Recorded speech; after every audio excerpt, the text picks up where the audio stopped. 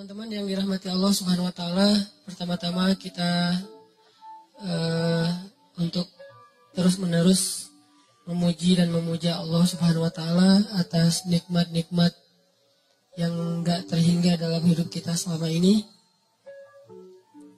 Dan sebagian besarnya nikmat itu kita enggak pernah minta, tapi Allah kasih. Salah satu nikmat yang kita enggak pernah minta dan Allah kasih dan sangat berharga itu adalah nikmat iman, nikmat Islam. Kita dilahirkan dari orang tua muslim, kita tinggal di lingkungan dan masyarakat yang mayoritas muslim. Itu nikmat yang kita nggak pernah minta. Tapi karena Allah sayang sama kita, Allah kasih tetap buat kita. Kalau dibandingkan dengan orang lain yang mencari Islam itu dengan proses yang panjang, proses yang rumit, kayak Salman Al-Farisi yang harus jadi budak dulu untuk menemukan Islam. Harus dijual dulu untuk menemukan Islam, harus dirampok dulu di tengah jalan untuk menemukan Islam. Kayak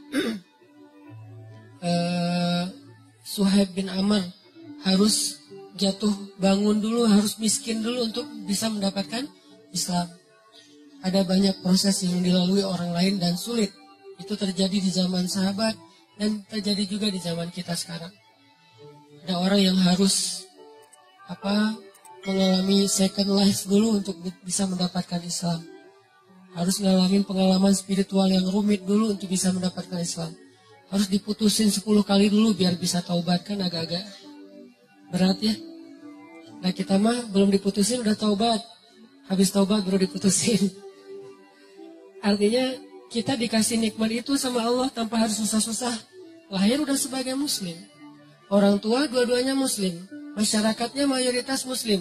Kebayang nggak kalau kita lahir sebagai muslim, orang tua muslim tapi di Rohingya? Yang berislamnya susah banget. Makin kelihatan Islamnya, makin kelihatan solehnya, makin besar ancamannya. Dibakar hidup-hidup, digorok di depan keluarga, orang pasangan dan anak perempuannya dinonai di depan dia, dan dia nggak bisa buat apa-apa. Berislam yang sangat luar biasa beratnya di sana. Atau di Suriah, di Palestina, yang Palestina mungkin udah hampir 1 abad. Dan lebih dari 60 tahun mereka dijajah. Atau nenek moyang kita lah, yang berislam dulu di zaman Jepang dan Belanda, susah. Sekarang, kita Allah beri nikmat yang kita nggak minta. Lahir setelah Indonesia merdeka, lahir setelah masa-masa sulit ketika awal-awal Indonesia merdeka, lahir di lingkungan kaum muslimin yang mayoritasnya di Bandung pula. Karena ada beberapa wilayah di Indonesia yang berislam juga masih susah sampai sekarang. Dengan konflik-konflik sosial yang kadang-kadang, konflik horizontal yang kadang-kadang terjadi itu sampai kita ketakutan gitu. Kok ada di suatu wilayah yang umat Islam itu yang kayak dulu tahun 2001. Yang sempat ramai tuh di Ambon, di Poso. Alhamdulillah kita di Bandung. Pernah minta nggak lahir sebagai orang Bandung? Nggak pernah. Tapi Allah kasih nikmat lahir sebagai orang Bandung. Dan saya aja orang Aceh cemburu sama orang Bandung. Alhamdulillah Allah takdirkan saya tinggal di Bandung. Ini nikmat yang besar.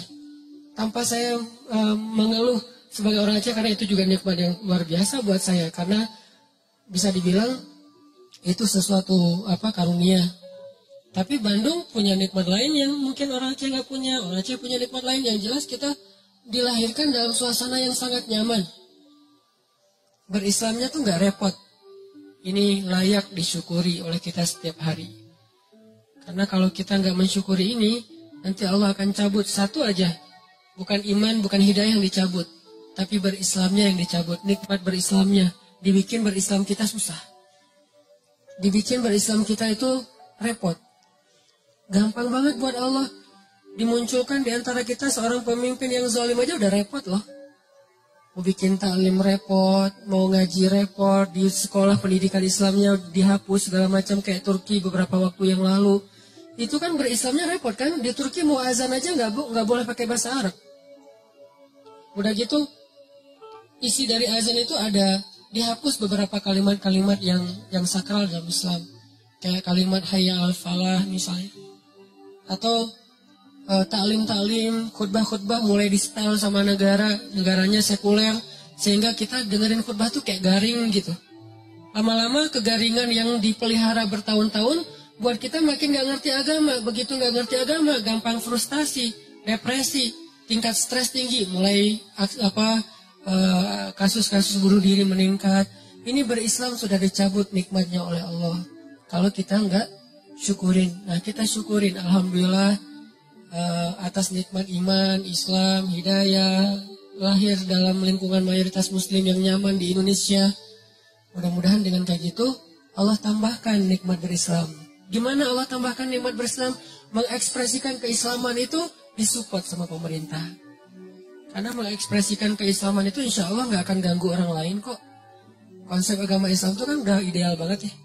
Nggak mungkin kita taat dengan agama kita terus ngeganggu agama lain. Itu mustahil. Nggak ada dalam kamus Islam kayak gitu. Jadi nggak usah khawatir ketika kita taat dengan syariat Islam, agama Islam. Ketika kita mengekspresikan keislaman kita, nggak usah khawatir. Justru itu jadi sebuah kebaikan. Karena sifat dasar Islam itu rahmatan lil alamin. Makin orang Islam mengerti agamanya, makin dia rahmah kepada orang lain. Nggak mungkin makin ngerti agama makin galak. Nggak mungkin. Dia galaknya bukan ke orang lain, galaknya kepada kemungkaran.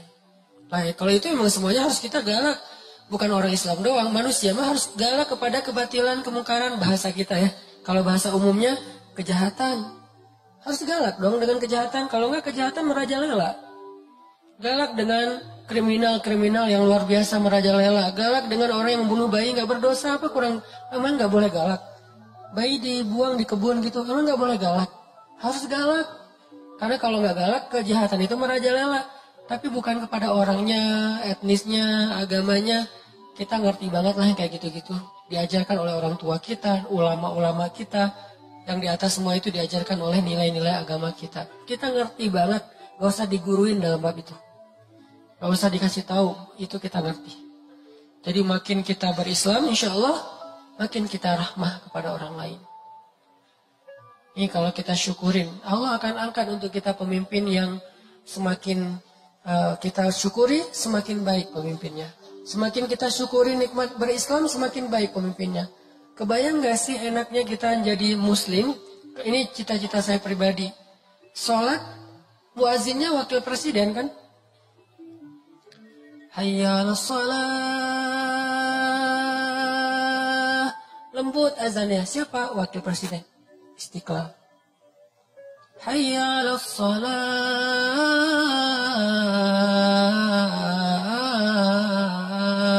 Azan subuh. Wakil gubernur. Wakil wali kota. Imamnya wali kota, gubernur, presiden. Bacanya bukan Al-Ikhlas. Bacaannya itu ayat-ayat yang baper banget gitu. Al-Ikhlas keren, cuman itu kesannya ya. Al-Ikhlas kita nggak meremehkan sama sekali. Kesannya kesan orang yang baru belajar lah ya, Al-Ikhlas. Ini bacaannya tuh bacaan ayat-ayat yang baper. Al-Haqqah, Al-Waqi'ah, Al-Qiyamah. Kebayang nggak presiden? La uqsimu biyaumil qiyamah. Wah, takbir saya teh. Sujud syukur tuh kalau dapat presiden kayak gitu tuh. Wala uqsimu bin nafsil lawamah. Wah, itu benar-benar nikmat dari langit untuk bangsa Indonesia. Nikmat dari langit tuh untuk warga Jawa Barat. Nikmat dari langit tuh untuk warga Bandung. Kalau imam kita adalah, jangan dipisahin lagi imam masjid dengan imam pemerintahan. Karena dalam Islam gak ada pemisahan tentang itu. Dulu Abu Bakar ya imam juga. Umar ya imam juga. Dengan kapasitasnya. Puncaknya Utsman dan Ali. Karena Utsman ini ulama Al-Quran. Ali ini ulama banyak ilmu dalam Islam. Sampai seorang presiden kayak Utsman tuh. Lagi ngajarin Al-Quran di dalam Masjid Istiqlal. Namanya dulu Nabawi. Di Masjid Istiqlal lagi ngajarin Quran nih. Tiba-tiba datang murid di pintu masjid. Gak sengaja ngelihat cewek lagi lewat. Kesingkap jilbabnya karena angin. Dia pikir karena gak sengaja sekilas cuma rambut doang. Gak istighfar. Ah itu mah sepele gitu, receh. Dosa receh. Masuklah dia ke masjid. Presiden bilang gini. Kenapa ada yang masuk ke dalam majelis kita? Sementara di dalam matanya masih ada bekas dosa. Ini presiden punya telepati yang luar biasa nih. Kenapa masuk ke dalam majelis kita seseorang yang di matanya masih ada bekas dosa? Orang itu nanya, ya Amirul Mukminin, apakah telah turun wahyu kepada Anda sementara tidak ada lagi wahyu setelah Rasulullah? Maksudnya gimana Anda tahu saya baru melihat dosa di luar, padahal nggak ada yang lihat selain saya sendiri. Gitu. Kata Utsman bin Affan, ittaqu farasatal mu'min. Hati-hati dengan farasah, jadi bahasa Indonesia firasat. Hati-hati dengan firasat orang yang beriman. Presiden segitu firasatnya coba. Sampai dosa yang dia nggak lihat tahu, kan berarti keren banget nih presiden. Dan ini adalah wujud dari kesolehan masyarakat. Makanya Allah berilah pemimpin yang soleh untuk mereka. Karena pemimpin itu gambaran dari kita. Kalau bahasa Nabi itu, pemimpin adalah hasil dari gimana masyarakatnya. Kalau pedagang-pedagang pada jujur, Allah kasih pemimpin yang jujur. Jadi jangan selalu hanya nyalahin pemimpin. Jangan-jangan pemimpin kita banyak yang korupsi karena pedagang juga dalam kelas yang lebih kecil nggak jujur dagangannya juga kan. Mau beli buah naga dari pas kita lewat tulisannya 1 kilo 10.000. Pas kita berhenti, Pak yang 10.000 yang itu. Loh, ternyata 10.000 di bawah nggak kelihatan. Yang di display 20.000, tapi tulisnya 10.000. Gimana kita mau dapat pemimpin yang jujur? Bukankah salah satu cara Allah menghukum masyarakat yang curang adalah dengan menghadirkan pemimpin-pemimpin yang curang? Dan Allah tahan air hujan, itu hukuman jadi bukan dari pemimpinnya, balik lagi kepada kita. Syukuri nikmat itu.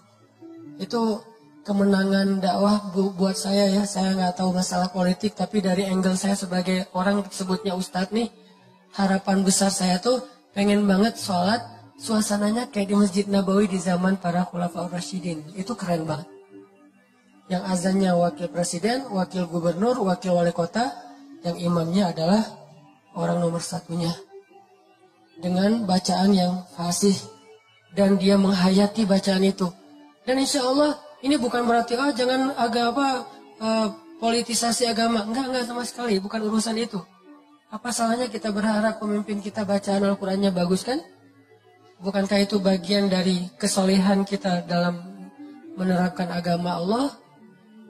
Dan itu bukan hal yang berlebihan. Buat apa bacaan bagus tapi korupsi? Ya insya Allah itu kan bacaan bagus indikasi bahwa dia udah gak korupsi. Kita berharapnya kayak gitu. Itu puncaknya. Saya gak perlu ngomongin bab korupsi, bab empati segala macam. Pastinya mudah-mudahan itu wajah displaynya adalah bacaan bagus. Tapi karakternya pastinya jujur, merakyat, adil, kayak gitu-gitulah. Sekarang kita syukurin dulu nih nikmat berislam kita.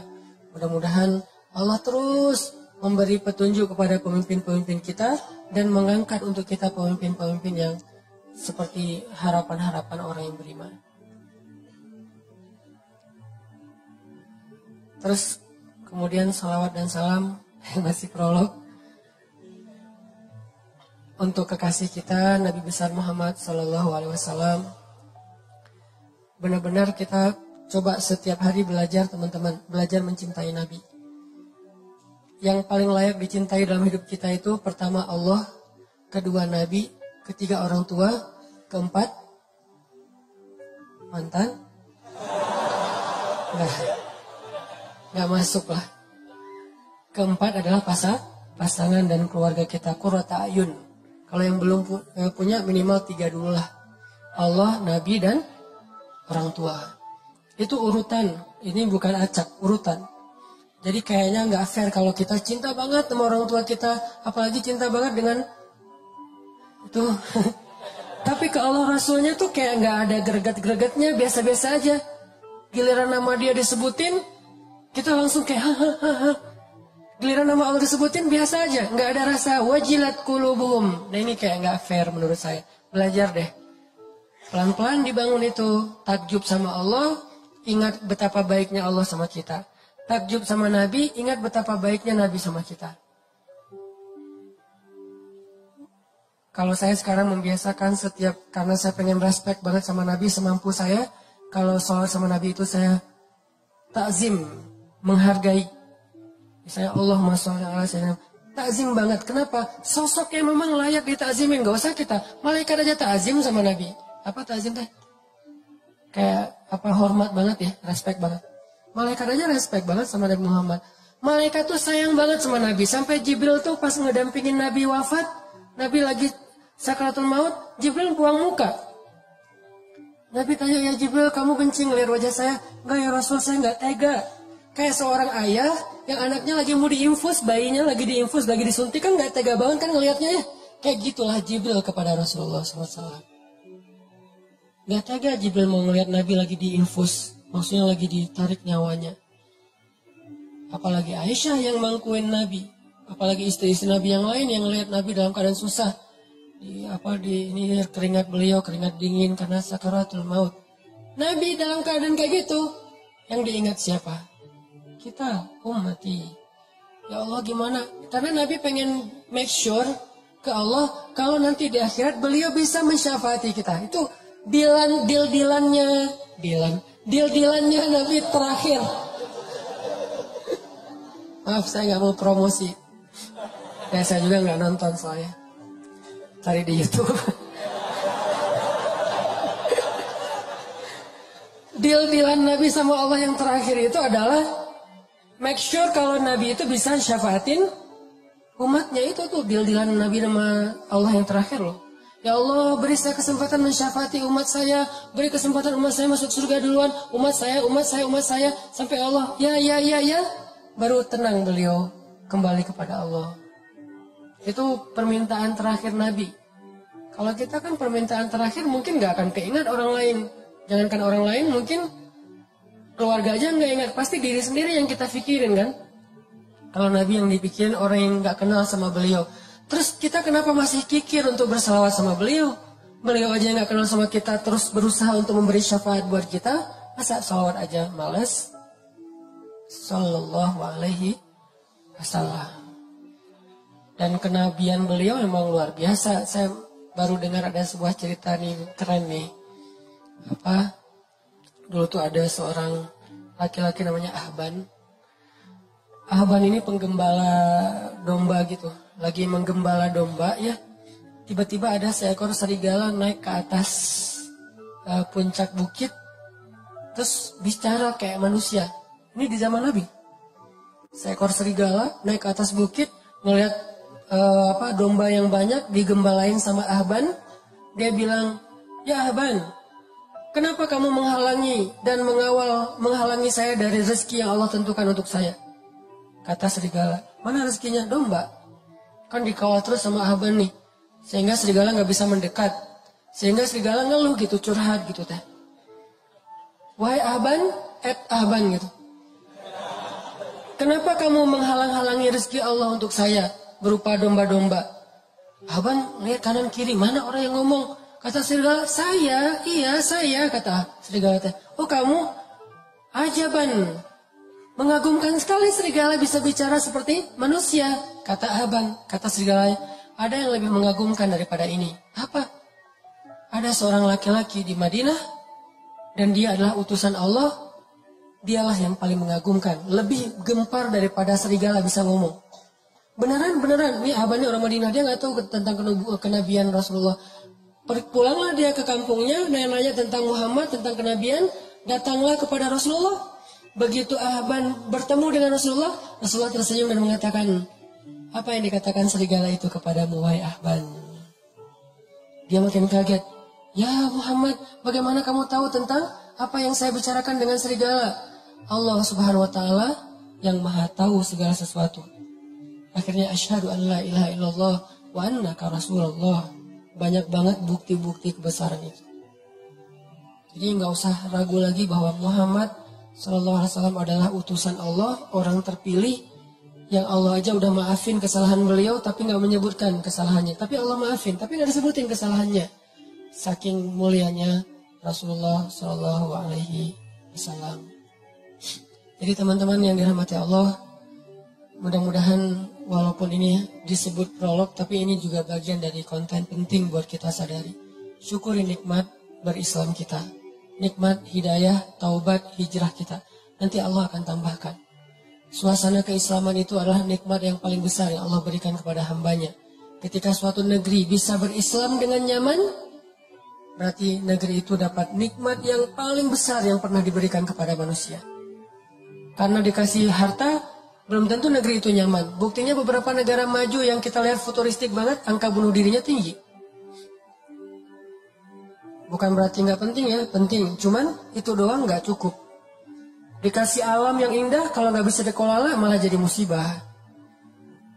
Tapi kalau dikasih keislaman dan hidayah, maka Allah SWT akan cukupkan yang lain-lain. Harta akan diberkahi, alam akan diberkahi, sosialnya akan diberkahi. Semua jadi berkah gara-gara keislaman. Tapi kalau Islam dicabut, keberkahan itu juga akan hilang. Walaupun kita punya materi-materi itu. Sama kayak keluarga. Kalau keluarganya soleh, Allah cukupkan rezekinya. Allah bahagiakan hatinya. Allah sehatkan tubuhnya. Allah nyamankan suasana keluarganya. Tapi kalau orang dikasih harta doang tapi nggak dikasih kesolehan di dalam keluarga itu, justru harta penyebab kekacauan di dalam keluarga itu. Syukuri nikmat berislam. Yang kedua, cintai Rasulullah Sallallahu Alaihi Wasallam. Semoga kelak di akhirat kita bisa benar-benar menatap wajah Nabi. Oh, ini yang namanya Rasulullah Muhammad.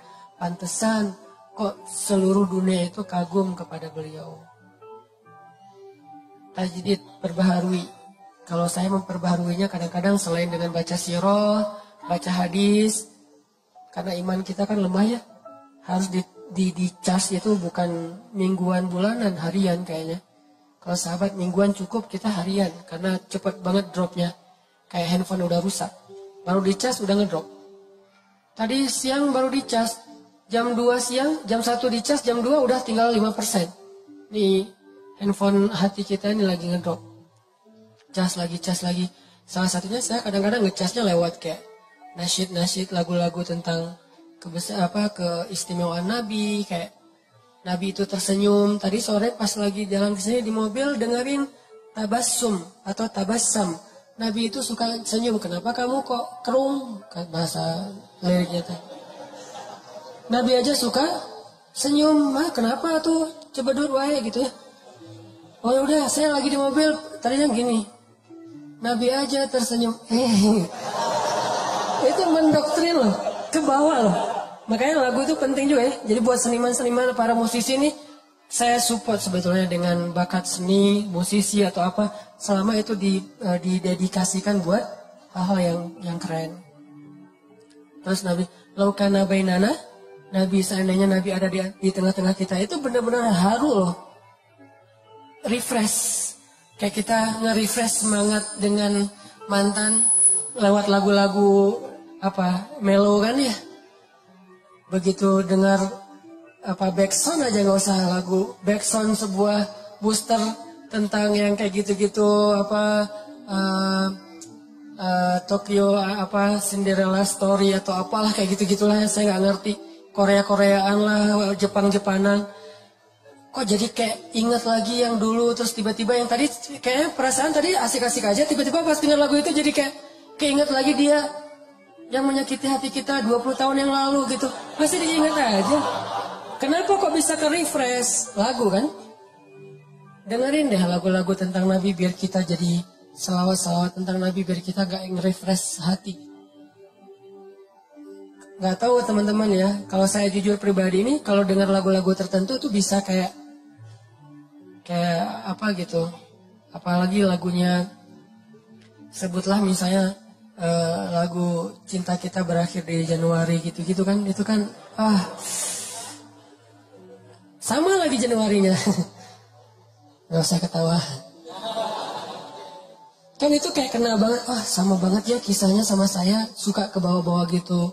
Belum lagi nanti lagu-lagu yang, pokoknya lagu-lagu mellow tuh bisa bikin refresh semangat rasa kita. Kenapa enggak lagu tentang Nabi Muhammad SAW? Selain pastinya, sirah, hadis, salawat, udah pastilah itu mah. Karena gimana-gimana juga kita butuh entertain, manusiawi. Dan Allah menciptakan itu untuk kita nikmati. Oke, kita bahas tentang empati. Buat saya, menurut saya nih, dalam bergaul, kita terapin 2 standar sikap. Sikap kita ke orang, sama sikap orang ke kita. Gimana cara kita merespon itu? Gimana cara kita bersikap ke orang lain, gimana cara kita ngerespon sikap orang lain kepada kita. Itu dua standar yang berbeda. Jangan disamain dan jangan dibalik. Kalau sikap kita ke orang, maka sikap yang paling baik kita tunjukkan itu adalah sikap empati. Dalam bahasa Arab itu disebut dengan ra'fah. Apa itu ra'fah? Pengertian. Ra'fah itu jaga perasaan. Ra'fah itu nggak pengen ngerepotin. Ra'fah itu nggak pengen nyakitin. Ra'fah itu nggak pengen nyinggung. Ra'fah itu nggak pengen ngebebanin. Mungkin salah satunya empati. Itu sikap kita ke orang lain. Ini yang diajarkan Nabi SAW kepada kita. Tapi kalau orang ke kita, sikap kita adalah syarhus sadar. Apa syarhus sadar? Lapang dada, legowo kalau kata orang Jawa. Syarhus sadar. Alam nasyrah laka sadrak. Kalau kita ke orang, ra'fah, jaga perasaan dia. Kalau orang ke kita, lapang dada.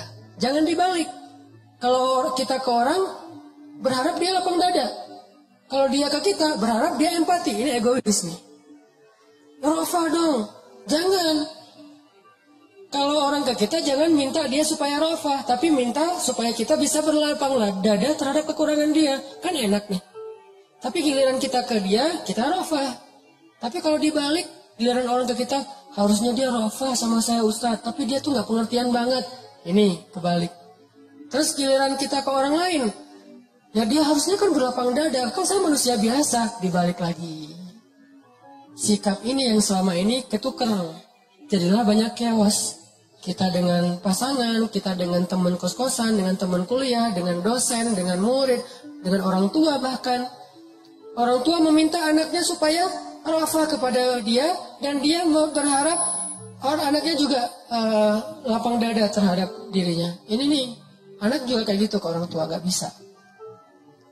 Makanya empati itu saya berharap gak bisa utuh kalau kita hanya bahas empati. Takutnya nanti kita berharap orang lain yang empati ke kita. Gak gitu, kita yang empati ke orang lain.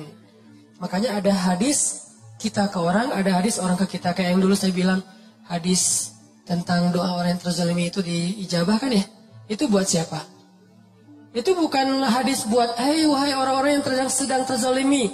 Terutama yang baru aja diputusin dengan bahasa-bahasa yang gak enak. Bukan untuk mereka, untuk yang mutusin. Lo yang menzalimi, doa orang yang terzalimi itu diijabah loh, hati-hati gitu.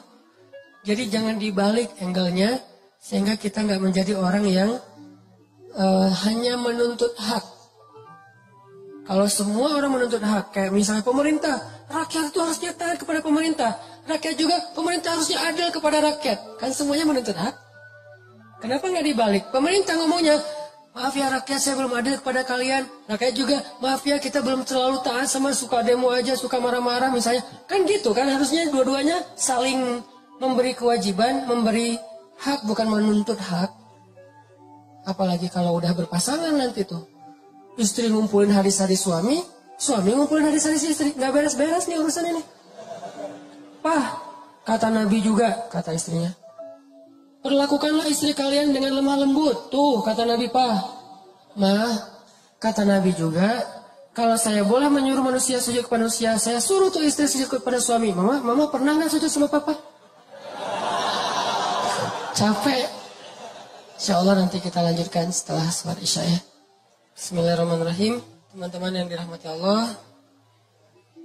Jadi sikap kita itu ada dua dalam bergaul, dalam bersosial, kalau bahasa dakwah dalam bermuamalah. Pertama, sikap kita ke orang lain adalah ra'fah. Kalau ditanya dalil mah sebetulnya ada, dan jelas banget di Al-Quran. Allah menyebutkan pertama, kalau di dalam surat Al-Qalam itu, wa innaka la'ala khuluqin. Nabi Muhammad itu adalah teladan paling ideal dalam masalah muamalah. Akhlak paling ideal udah. Tinggal kita contohin aja gimana Nabi ke orang lain, gimana Nabi dari orang lain ke beliau.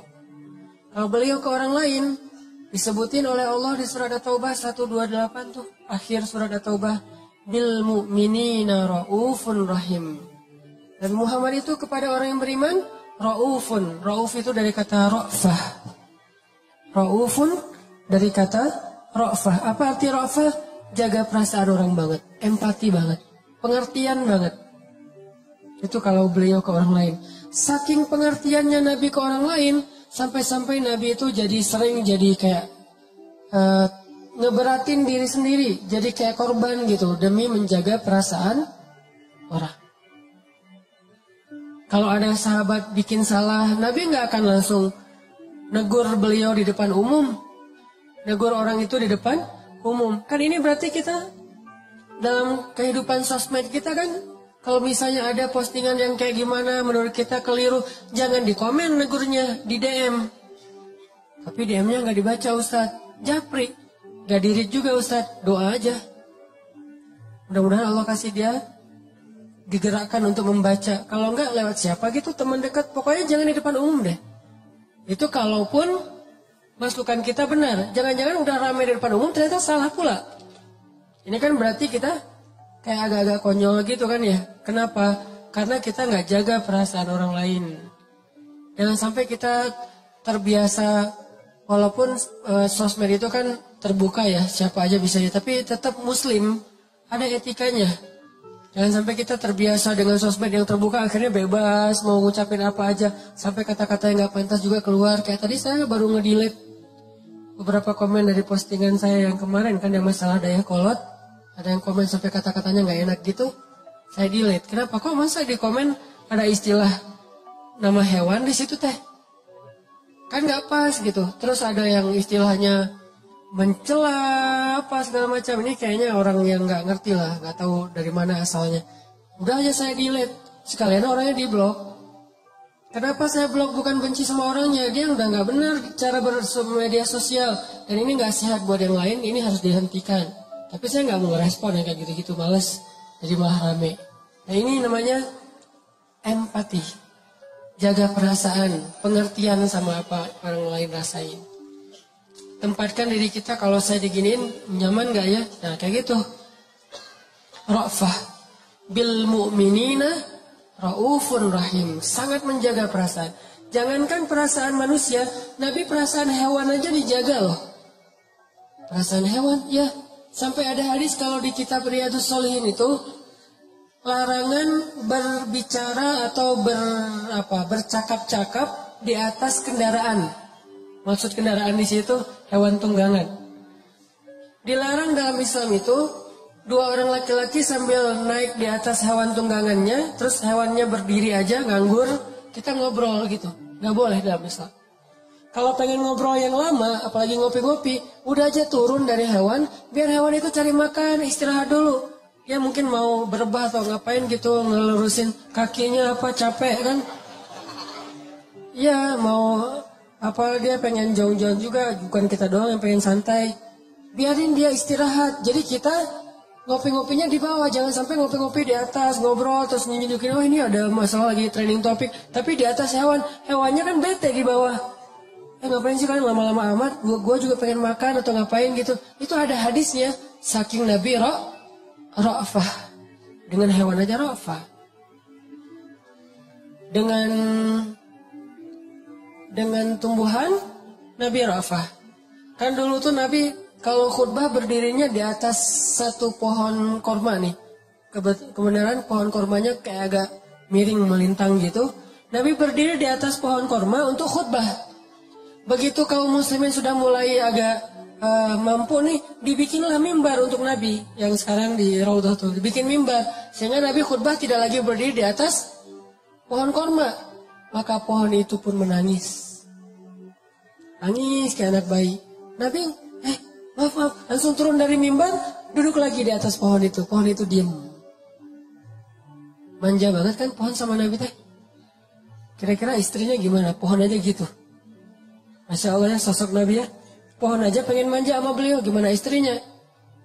Kita, pohon aja malas didudukin sama kita. Malas banget. Kucing aja lari dari kita. Kalau Nabi kucing datang, sampai serigala aja ngomong, merekomendasi. Jadi serigala kayak testimoni gitu tentang Nabi. Serigala testimoni, kan dia, serigala ini kan binatang buas, tapi mentestimoniin Rasulullah SAW. Kenapa? Karena semua alam mencintai beliau. Hanya yang fitrahnya sudah berubah yang tidak mencintai beliau. Kalau yang masih sesuai fitrah, manusia, jin, hewan, tumbuhan, semesta, yang masih fitrah nih, cinta pasti sama Nabi. Hanya hati-hati yang sudah berubah, tidak lagi fitrah, yang tidak cinta kepada Nabi. Ra'fah. Kayak kita ra'fah kalau misalnya kita beda pendapat nih. Dalam satu grup tuh teman kita ada yang misalnya dia tuh sebutlah kalau sholat misalnya dia tuh kayak pakai sarung. Yang satu lagi santai, nggak pakai sarung, yang penting sopan. Jangan sampai kita broadcast di grup itu tentang hal-hal yang menyinggung perasaan teman kita yang berbeda cara ritual. Yang satu tahlilan, yang satu tidak. Yang satu mauludan, yang satu tidak. Yang satu mungkin ngerokok, yang satu enggak. Gak usah dibahas di depan orang banyak. Saya sampai kadang-kadang bingung ngejawabnya. Ada yang nanya ke saya, Ustaz, apa hukum rokok? Gimana nih jawabnya nih? Karena dia sedang ngerokok, nanya hukum rokok di depan orang banyak. Kalau saya bilang boleh, saya berpendapat rokok itu nggak boleh, apalagi di depan umum kalau misalnya mengganggu orang lain. Tapi kalau saya nggak jawab, kalau saya nggak jawab, itu jadi kayak dia nanya, dibikin harai gitu, dibikin ketawa aja, dibikin kayak canda gitu. Kenapa? Saya nggak mau jawab pertanyaan-pertanyaan pribadi di depan umum. Apalagi kalau misalnya di sosmed, yang saya tahu mungkin followers kita juga macam-macam kan karakternya. Masa ditanya di depan umum saya harus jawab, ini agak-agak bahaya nih. Sehingga yang kayak gini-gini namanya ra'fah, harus mikir banget ini gimana nanti dia perasaannya. Kayak kadang-kadang ra'fahnya misalnya kita ke guru atau kita ke orang lain. Saya pernah jadi kebayang sekarang gimana Nabi itu luar biasa ya jaga perasaan sahabat. Kayak saya pas lagi jalan kemana orang minta foto, Ustaz boleh foto? Kadang-kadang lagi capek banget, kadang-kadang lagi sibuk, bahkan kadang-kadang lagi makan gini. Pas mau, Ustaz boleh foto? Oh iya, foto. Jadi saya pengen ra'fah ke dia. Dia juga, kalau kita jadi sebagai orang yang mungkin ngefans sama orang, ra'fah gitu. Oh Ustaznya lagi makan, oh Ustaznya lagi kayak WA. Kadang-kadang saya lagi kayak WA gitu, ada yang harus diberesin cepat. Ustaz lihat dulu ke kamera, iya. Ustaz ntar lagi nih, tadi blur, apa segala macam. Ini kan ra'fah, saya bayangin. Saya tuh masih bisa nolak kadang-kadang. Maaf ya, jangan foto sekarang. Maaf ya, saya lagi sibuk. Maaf ya, lagi makan atau apa. Maaf ya, lagi bete.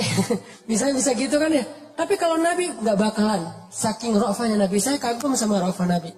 Seandainya Nabi hidup di zaman kita sekarang, pasti banyak banget kan yang pengen foto sama Nabi. Kadang-kadang ada DKM di beberapa kota nih. Kalau saya keluar kota, kan kita coba mengkondisikan sewajar mungkin. Boleh foto, tapi kalau udah terlalu ramai kan jadi nggak maksimal ya. Saya kadang-kadang mau ceramah, tapi yang ngajak fotonya ramai, jadi udah nggak kondusif, ditahan. Kadang-kadang ada beberapa DKM, inisiatifnya bagus. Siapa yang pengen foto semua sana? Silakan baris. Siapa yang nyuruh nih? Akhirnya baris panjang. Ustaz, itu di luar banyak yang pengen foto. Udah diatur sama dia, kan ini luar biasa ya. Buat saya yang sekarang dalam kondisi yang orang pada ngajak foto tuh lama-lama capek juga gitu. Saya kebayang Rasulullah kalau hidup di zaman sekarang pasti nggak akan nolak kalau orang ngajak selfie. Nabi boleh selfie? Boleh. Nabi boleh selfie? Boleh. Nah pasti boleh. Nggak mungkin Nabi jawab nggak boleh. Terus gimana dong kalau Nabi udah berat? Allah yang akan jadi manajernya Nabi itu. Nggak boleh. Kenapa? Ada ayatnya. Banyak dulu di zaman Nabi orang datang pengen curhat sama Nabi itu. Surat curhat, Al-Mujadilah. Nabi saya pengen curhat, Nabi terus ngantri itu pengen curhat sama Nabi. Sama kayak ngantri pengen curhat ke Ustadz gitu. Banyak banget. Dan Nabi kan juga butuh waktu sendiri untuk istirahat, untuk keluarga gitu kan. Cuma Nabi tipe orangnya gak bisa nolak. Nabi boleh curhat, boleh. Nabi boleh curhat, boleh. Nabi boleh curhat. Terus aja lewat japrian, lewat telepon, ketemu langsung. Semuanya pengen curhat sama Nabi. Akhirnya karena Nabi orangnya gak bisa nolak, Allah turunkan ayat, kalau kalian pengen curhat sama Nabi, sedekah dulu. Sampai di kayak bahasa kita mungkin lebih ke dikomersilkan. Bukan Nabi pengen, bukan. Cara Allah menghentikan orang-orang yang curhatnya nggak penting. Curhatnya, Nabi saya pengen punya alhamdulillah istri saya baru hamil, boleh minta nama. Mungkin penting buat dia, tapi kan kalau jadi terlalu banyak kan lumayan juga buat energi Nabi kan ya. Padahal agenda dakwah Nabi banyak nih. Akhirnya Allah bikin ayatnya, walaupun itu ayatnya mansuh, sudah dihapus. Tapi ayatnya masih ada, hukumnya yang dihapus di surat Al-Mujadilah. Kalau kalian pengen curhat kepada Nabi, sedekah dulu. Sejak harus bayar, kalau mau curhat sama Nabi, mulailah berkurang orang yang curhat. Tadinya yang curhat banyak banget nih, sejak berbayar, udah nggak lagi. Sekarang kalau curhat, registrasi dulu. Satu curhat, Nabi juga bingung berapa ya. Nabi nanya ke Ali berapa? Kata Ali, satu genggam gandum ya Rasul. Satu genggam gandum itu kurang lebih sekitar 3.000-an lah. 3.000? Kata Nabi, kamu mah zuhud banget, kata Nabi. Akhirnya ditetapkan sekian, yang angka itu bikin orang, kalau nggak penting-penting amat, malas lah curhat. Kalau penting banget dia akan bayar. Dan Nabi juga bukan untuk dirinya, disedekahin lagi buat fakir miskin. Itu pernah berlaku loh, baca nanti surat Al-Mujadilah. Setelah udah kondusif, baru hukumnya dicabut sama Allah. Jadi Allah yang nge-manajerin Nabi, saking Nabi itu rafah, gak enak nolak. Nabi itu bukan tipe orang yang bisa nolak orang lain. Kalau ada yang minta sedekah ke Nabi, atau datang minta bantuan ke Nabi, gak pernah Nabi nolak. Gak pernah sama sekali. Kalau Nabi gak bisa bayar bantu dia, gak bisa ngasih ke dia, Nabi gak akan berhenti di situ. Nabi akan pegang tangannya, ngajak dia nyari ke orang lain yang bisa bantu dia. Maaf, saya nggak bisa bantu apa-apa. Ya udah, yuk saya temenin nyari ke tempat yang lain.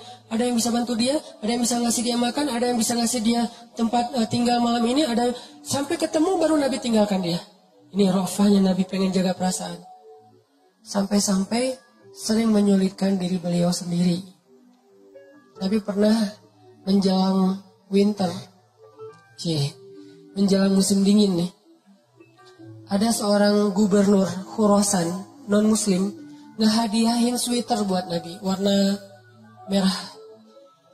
Jadi ada sweater yang kayak rajutan gitu, handmade gitu, bagus dari Raja Khurasan warna merah. Dia hadiahin buat Rasulullah SAW. Ini Muhammad hadiah sweater buat musim dingin.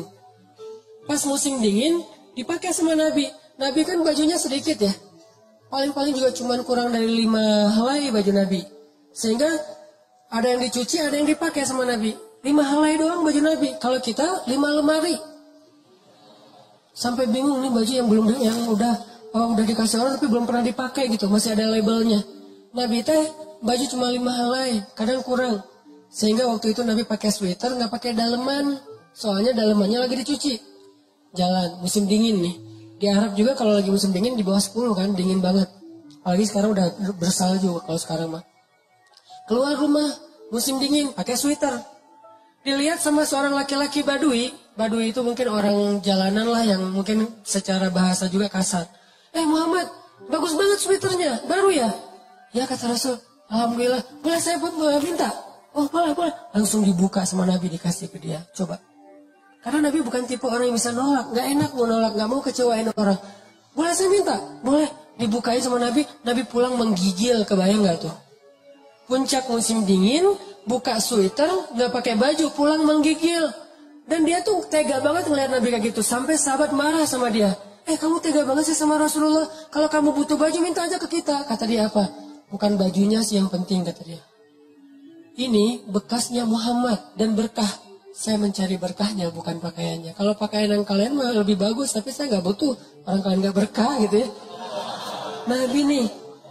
Akhirnya mereka udah nggak bisa komen lah, speechless lah.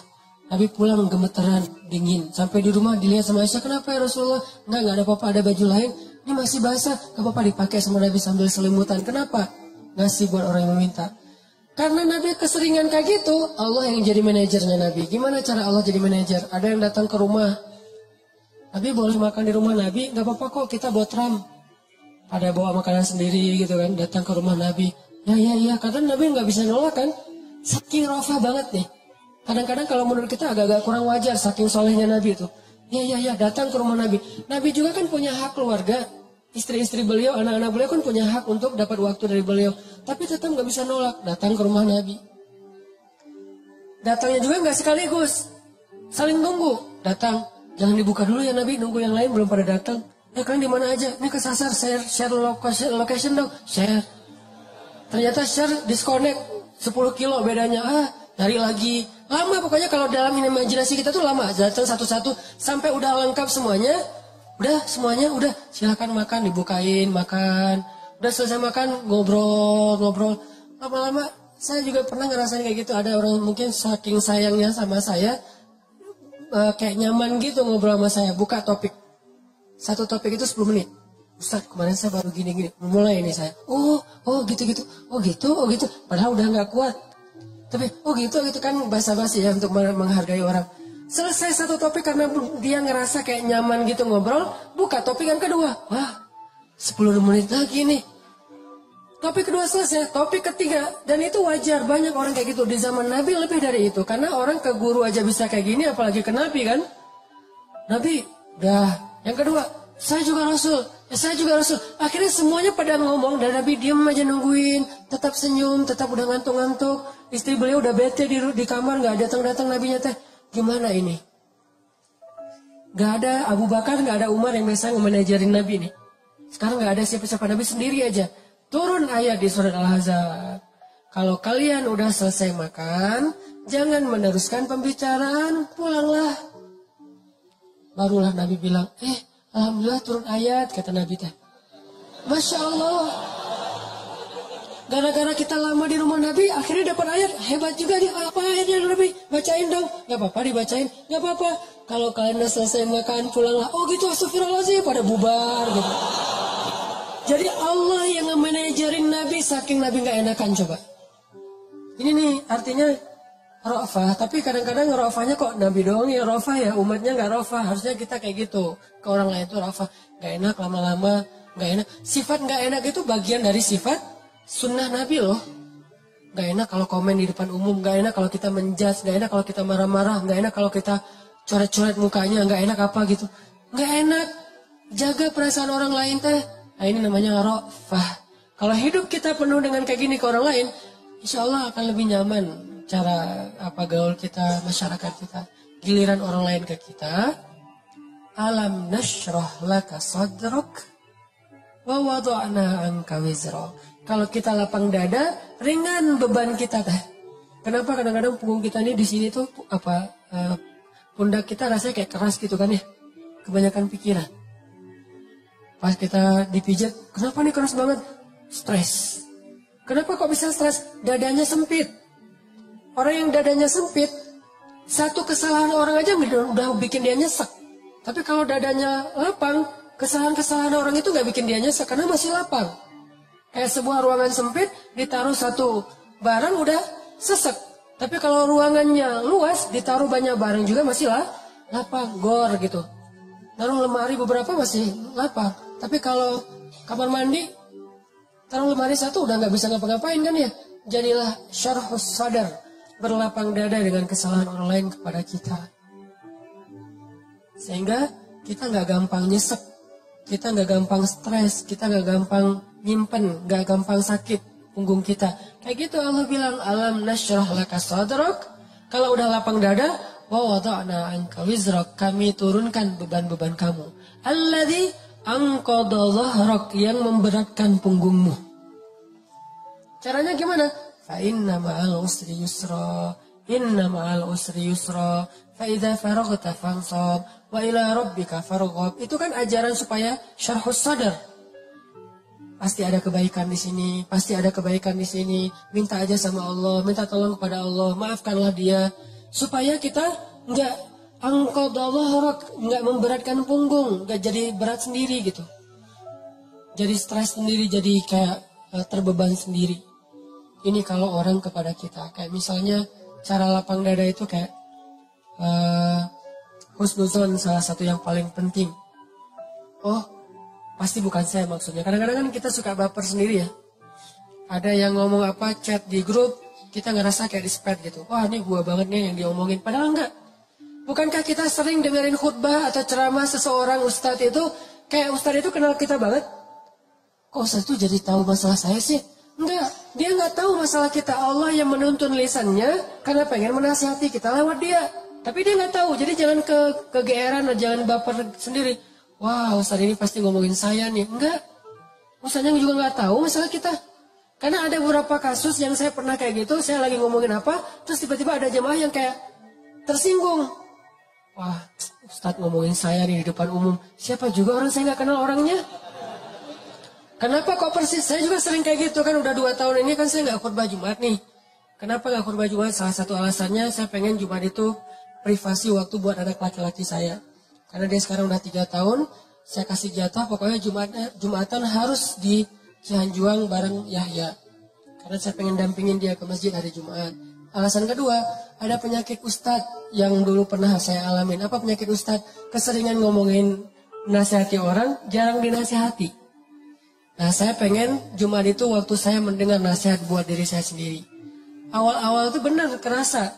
Pas pertama dengar khutbah orang, apaan sih ini kayak gini ngomongnya? Ada tuh, ego Ustadz kayak gitu tuh muncul tuh. Itu kan yang lagi diobatin tuh. Wah, nggak gini, saya tahu dalilnya lebih dari ini. Mulai muncul gitu-gitu tuh. Awal-awal kayak gitu, tapi astagfirullahaladzim, sombong banget sih gue. Udah, terus kalau ada yang ngomongnya kadang-kadang kayak nggak mungkin belum terbiasa ngomong depan umum, kayak agak-agak nervous mungkin atau agak-agak kaku gitu. Muncul rasa sombong, tapi lama-lama di recovery, diperbaiki apa? Kalau saya menghargai dia walaupun nggak bagus, nanti orang akan menghargai saya ketika saya nggak bagus performnya. Jadi pas saya duduk gitu, dia ngomongnya kayak ngemuselin banget, boring banget tuh ceramahnya, tapi saya tetap padahal boring banget ceramahnya, tapi saya kayak menghargai. Apa yang saya maksud di situ? Saya pengen juga orang kayak gitu ke saya kalau saya ceramah. Mungkin teman-teman ada yang kayak gitu sekarang. Apaan sih Ustaz, tapi masih aja gini.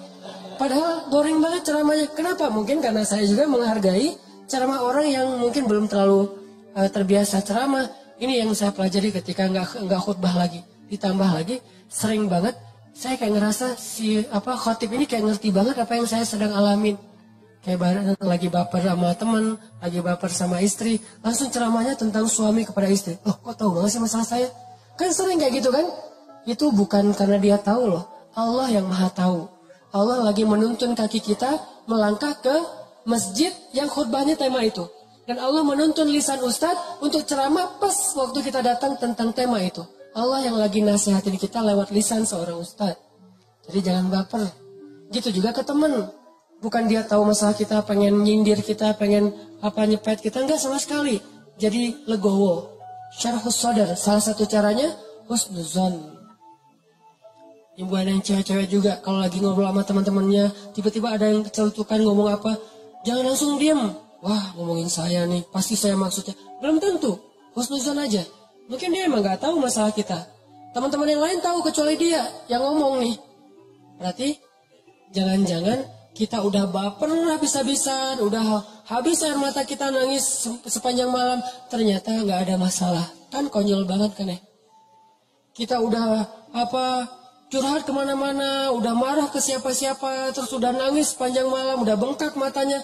Besok pas tabayun, maaf ya saya nggak tahu kalau ada masalah itu. Oh jadi kamu nggak tahu? Nggak tahu, rugi dong air mata saya udah 1 ember.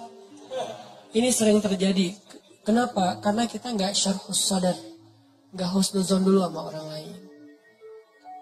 Kalau misalnya menurut kita dia tahu banget masalah saya masih diomongin. Oh mungkin dia silap.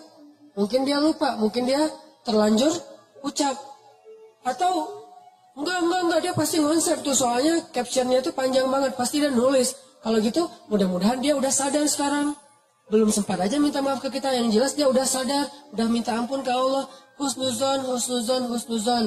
Bukankah Allah mengatakan ijtanibu katsiran minaz zon? Satu-satunya yang layak kita seuzonin itu cuma setan. Bukan orang. Minimal kita bilang bukan dia nggak maksud kayak gitu. Setan yang menuntun lisan dia. Setan yang bikin dia mengatakan itu dan dia udah sadar sekarang. Setan aja yang disalah-salahin, nggak apa-apa. Apa salah saya kata setan? Ya emang salah. Apa salah saya? Ya kamu jadi setan gitu. Karena suuzon yang diperbolehkan buat setan doang kan.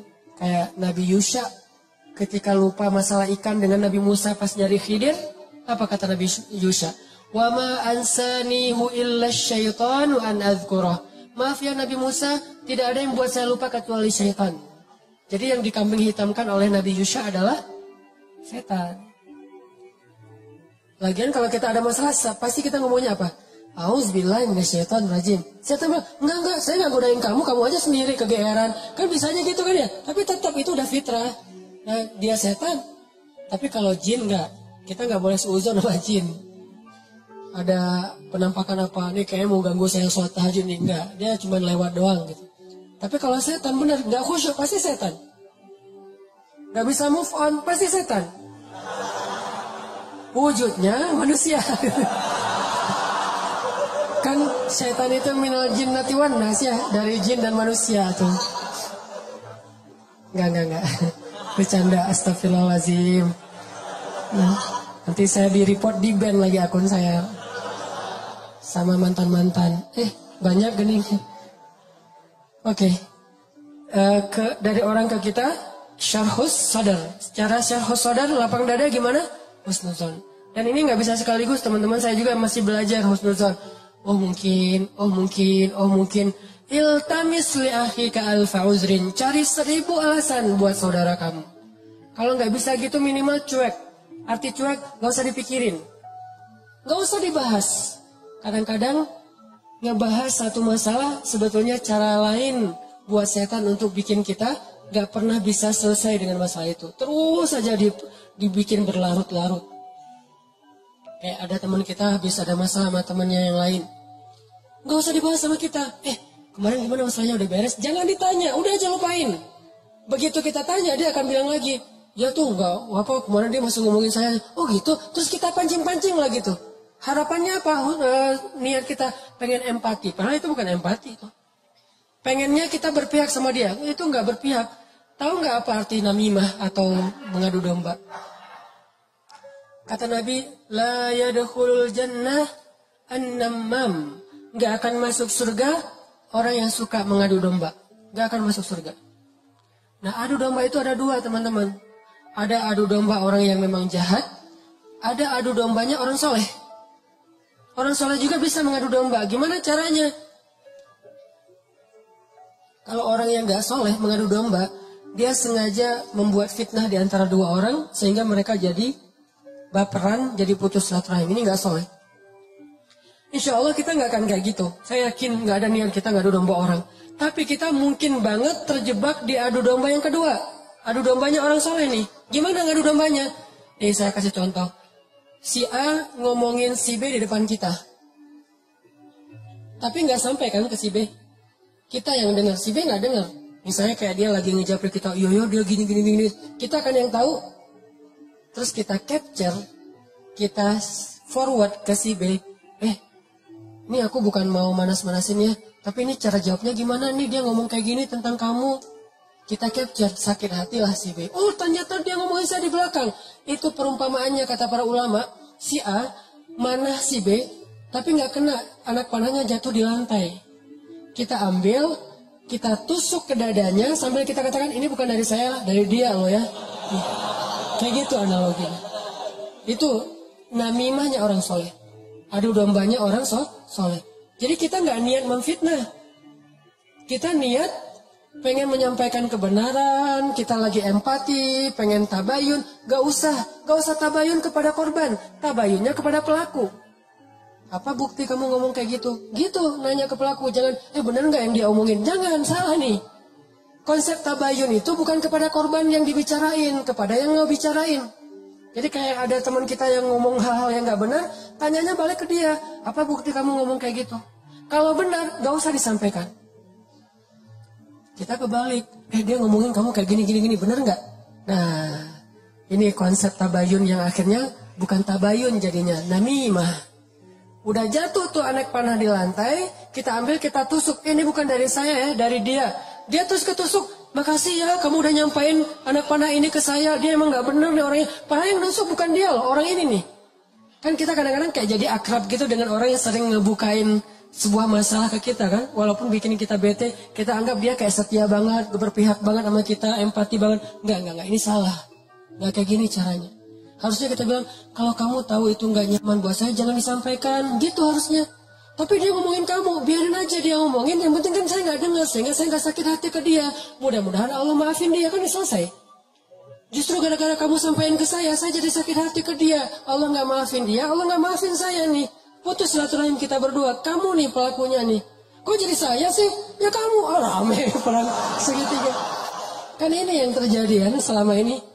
Ini lebih realistis menurut saya daripada namimah yang emang niatnya jelek buat saya sih. Saya husnuzon sama kita semuanya. Gak ada lah niat kita jelek pengen memfitnah orang, gak. Tapi seringnya kita terjebak tanpa kita sadari.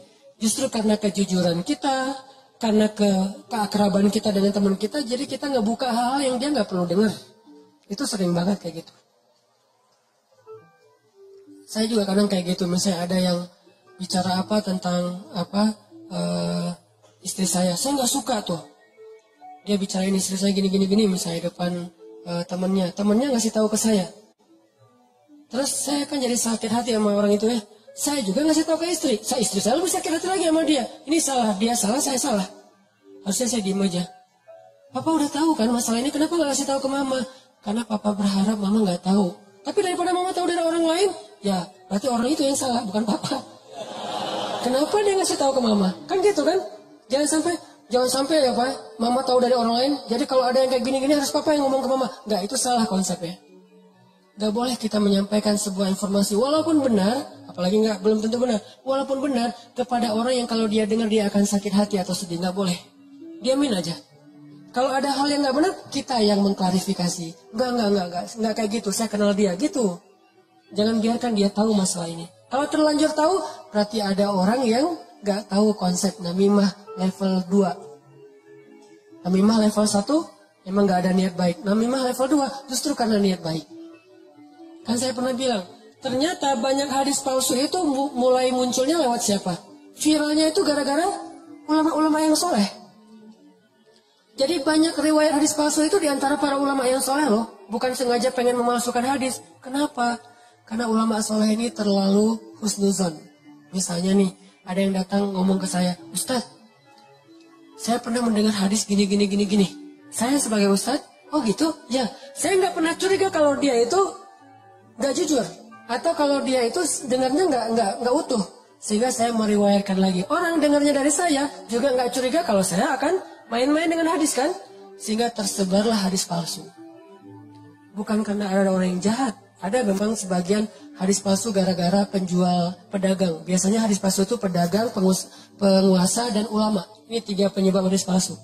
Pedagang pengen melaris barang dagangan. Siapa yang memakai jubah atau sorban 7 meter di hari Jumat, maka dia akan mendapatkan dijauhkan dari api neraka 7 kali langit dan bumi. Untuk jualan sorban 7 meter.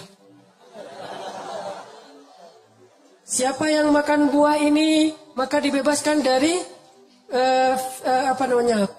sihir. Dia jualan buah itu.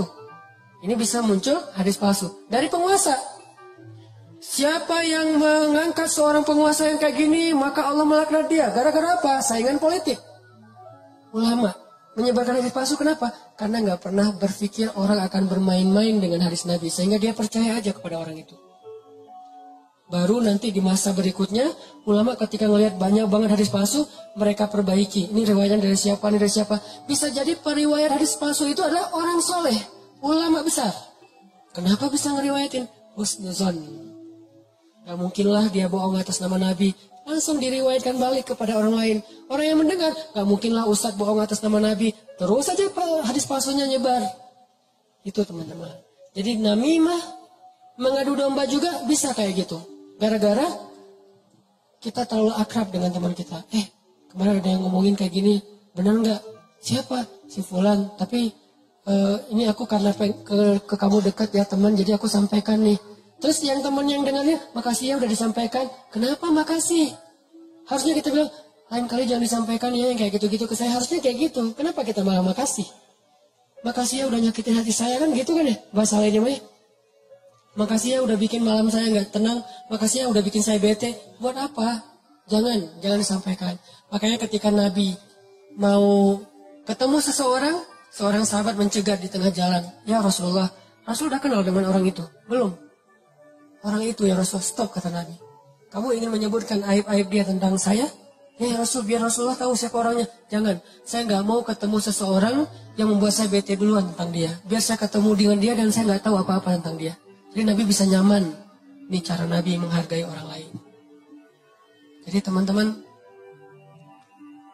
kalau kita ke orang jaga perasaannya, kalau orang ke kita berlapang dada. Husnuzon, maafin, lupain, gak usah dibahas, gak usah diperpanjang. Ya apalagi kita kayak ada kasus misalnya, ada 2 orang yang lagi punya masalah rumah tangga.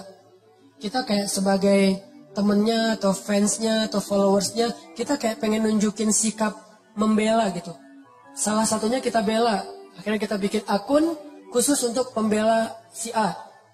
Yang B juga pembela si B. Akhirnya kita rame gitu. Sebetulnya kita lagi mengadu domba 2 orang suami istri ini loh. Harusnya kita kalau nggak bisa mendamaikan, diam.